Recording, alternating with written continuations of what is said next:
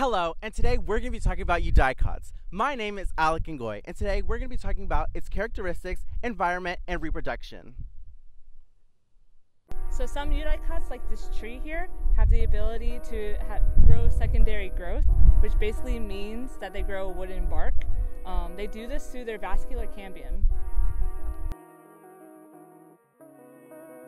As a dicot begins to grow, it sends a single root, a radical called a taproot. This central root then puts out little side roots, and these side roots put out smaller side roots, and etc.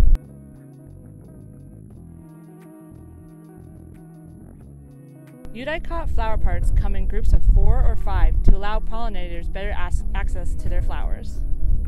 So something bad about eudicots, it's harder to dig up the dicot weeds in general than monocot weeds, as dicot weeds have that long, deep, annoying, and often fragile taproot.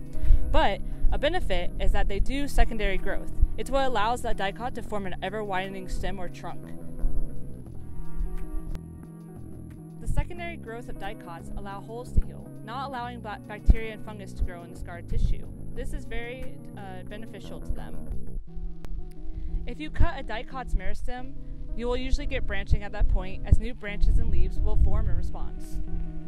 In this segment, we're going to be talking about the reproduction cycle of a eudicot. Starting off with this pretty flower, we're going to move on to step 1. An ovule forms inside the flower's ovary. A cell in the ovule enlarges. When meiosis in the ovary begins, 4 haploids in a megaspore form meiosis and cytoplasmic division of the enlarged cell.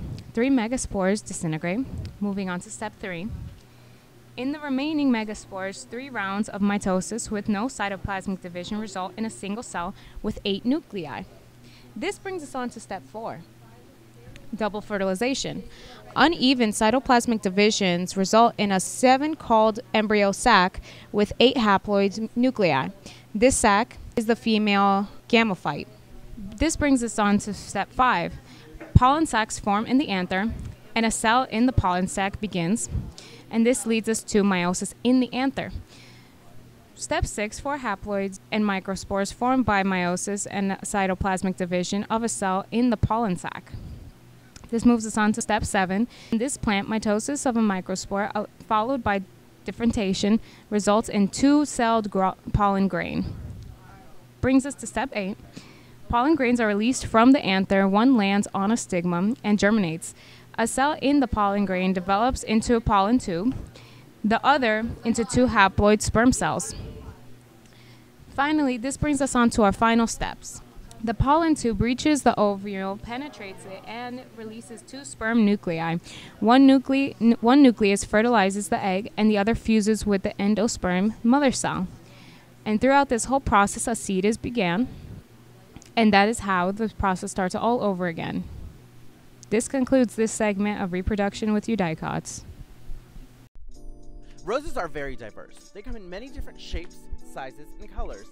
As we all know, there's red roses, and as you can see here, there's a lot of white roses. They prefer about any type of soil as long as it's well drained. Usually with oval leaflets that are sharply toothed, radial symmetry. The temperatures that they want to be in is zone 9 even to zone 2. They are ornamental and contribute to the beauty industry.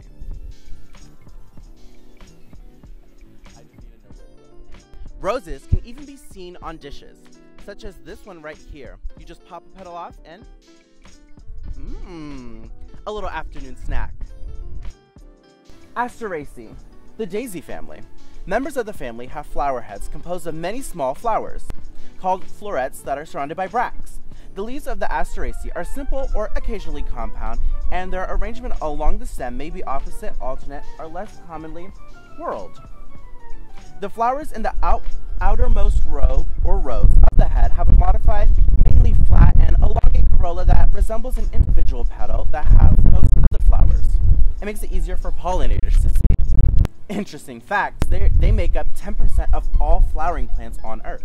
Did you know that eudicots are 75% of all angiosperms and over 50% of all plant species? New species are still being discovered and will be for a long time, but estimates on the total diversity of eudicots are around 280,000 species. Toxic eudicots include the Papaveracea family, also known as the poppy family.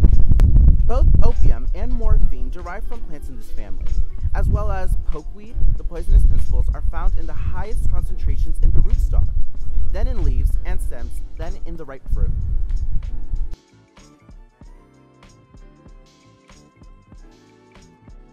So this is Lamiaceae. It's in the mint family. The flowers are usually arranged in clusters and feature two-lipped, open-mouthed, tubular corollas. Those are united petals, with five-lobed, bell-like calyxes. Those are united sepals. They've also got a stem. Special adaptations for them: fragrance and flowers to attract pollinators. They really love that. The environment is very diverse. It can grow anywhere with a warm climate. The growing conditions: they need well-drained soil with organic material and part to full sun.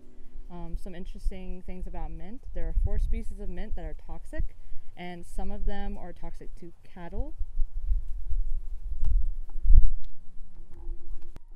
In addition to that, many of the herbs we eat are eudicots.